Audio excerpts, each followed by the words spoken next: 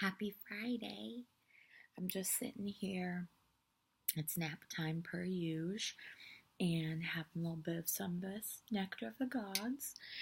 And um, I just ordered 2 books off of Amazon that I'll show. They're going to arrive on Sunday or Monday. So I'll show them on the blog when I get them.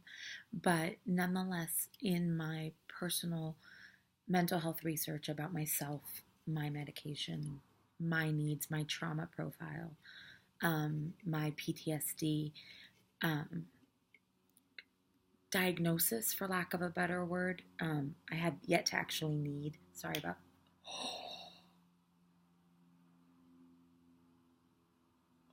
I have to leave that in the video, you guys. This is why I don't edit videos. If I edited that, you would have never even known. Well, good thing I bought that on the clearance at the CVS.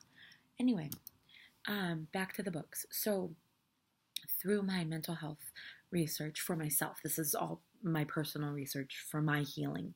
I have an extensive trauma profile and PTSD in my background. So, I have a lot of other things, some emotional dysregulation, emotional numbing, blah, blah, blah. Not anything that's new or fun.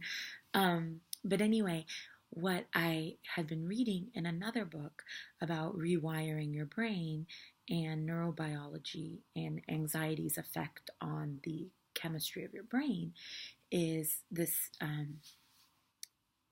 thing, for lack of a more academic word, called cognitive fusion. So what cognitive fusion is it's the ability it's the action of your brain attaching an emotion to a thought. Because when you attach an emotion to it, you're more likely to remember it, right? So this is an evolutionary survival mechanism, because if I need to know that last time I went down that alley, someone hurt me, I'm now going to always have that, okay, that alley has this bad emotion, so I go somewhere else. It makes sense evolutionarily, but when my trauma stemmed from a lot of things that most people shouldn't be afraid of, it's like just telling someone, just avoid that object forever. Like, it would be one thing if it was a specific alley in a specific city, right? But my trauma triggers are kind of sprinkled throughout my day, every day, and I haven't been doing a good job of figuring out how to deal with myself. I am on 20 milligrams of Lexapro a day. I do have a prescription for something else. I can't even tell you what it's called. It's a stronger anti-anxiety, but I don't take it because it messes with me. But anyway, and I used to do weekly therapy, but now my schedule doesn't allow time for talk therapy because I have the same schedule as my therapist. So there's been a lot of things I've had to figure out what that means for me and what that looks like. And I have had some really, really rough days. I have had, it's been hard. I mean, Kevin and I moved into our new place the end of January, beginning of February. And so we've only been there for like a month and a half. The puppy's going to come home next month. And then the summer's here. And I think something about 2017 is unsettling to me right now, because I've never done this before. I've always been, this is my first year not in a schoolhouse. So I've always marked my years by the school year. And I know that sounds weird, but ever since I was a child up until graduating, and then all the graduate program, being teaching in a classroom and all that, you just get used to something. And right now I'm very fish out of water, and I haven't been putting myself first. I have been trying to make sure that I'm the best friend anyone could ever have. I have gone above and beyond to make room in my schedule for people. I have done a lot of things, and it ends up just coming back on me. And not that anybody in my life is inherently bad. We all have shit going on. But for me, for right now, my mental health comes before a social life.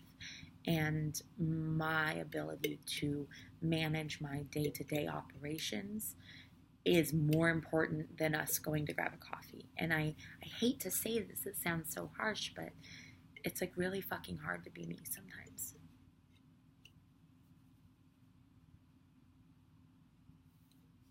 Anyway, and so I'm just hoping that everyone will understand that from, like, let's just say April, next weekend's April, let's say April through August, just the summer, I'm going to figure out what I need to do. And I'm not thinking by August I'm going to have an answer or even know what I need next. But I know that if I don't stop the fucking carousel right now and get off, I will never get off. So that means less going out. It means I'm going to keep a small circle. It means I'm not going to be as available. And I'm okay with that. It's hard because I'm always trying to make sure that everyone's taken care of, not in a martyr type of way, but in a way of like, you know, why have a need if one of us could meet it? Like, it doesn't make any sense, right? But I can't always be the one that meets needs. And I can't always be the friend that everyone goes to get the answer or get the paper edited or get the whatever, and no one's knocking on my door saying, Adrian, what's in your heart right now? And I have amazing friends, and all of you guys have been incredible, and I don't share the depths of my soul with everyone. That's not how you have boundaries. But I will say that since getting into my own home and with our life changing how it is right now, it's about fucking time Adrian put some help into her, not help, horrible word choice. It's about fucking time Adrian put some effort and some time and energy into her own home. Because I spend a lot of time making sure everyone else has their resume updated or the best cover letter. And you guys, I swear to God, I have 3 people right now that have sent me something to edit. I'm not saying I'm not going to do it. You guys, I'm actually doing it tonight. Kevin's going to a Celtics game, so I'm going to do that. Genuinely, I promise. I haven't forgotten any of you. Literally, there are 3 of you, whether you watch these or not. But there are 3 of you in the universe who this week have asked me to look over something that you've written or help you write something. So these aren't things that I'm making up. I don't think I'm really cool, and those processes and projects will get done. But I'm not going to take on anymore. And for me, it's not resentful. I don't feel resentful to my friends. I don't feel like my friends suck. I don't feel angry. No one calls me. No, you guys call all the time. Like, it's fantastic. But the problem is I used to call it overwhelmed. I used to say that I'm overwhelmed. I'm overwhelmed with the amount of things going on or the amount of people that want my attention. But that's not what it is. What cognitive fusion, as I read further, cognitive fusion in people with high anxiety and depressive symptoms. I've only had depressive symptoms appear just in the last couple weeks, and that's because of my medication. Typically, I'm on exorbitant anxiety. My doctor put me on 20 milligrams and asked me if I felt different, and I said no. So I don't know why I have anxiety that's bigger than necessary, but it just exists. So anyway, what cognitive fusion does for those of us who struggle with mental health issues, rather than just assigning an emotion to your thought so you remember it next time, cognitive fusion does that to everything. So I was talking to my mom this morning, and I was like, how do you not attach an emotion to every thought you have? Like, how do you not think that these thoughts are all real? And she goes, you just let them pass. Like, you just let the thought come and go, and then you move on. And I was like, what the hell does that mean? And I had never known. I don't know why my brain doesn't stop. I don't know why I talk so much. I don't know why I'm always ramped up. I don't know why I'm extra passionate about everything. And there's a lot of things I love in me. But there's also a lot of things that I need to work on so I can have internal homeostasis. And my cognitive fusion right now is a little off kilter. Additionally, I need to just get back to being fucking happy. I want to be happy. And I have been, and my life has been very, very good to me. But it's time to really get the tunnel vision in and start enjoying.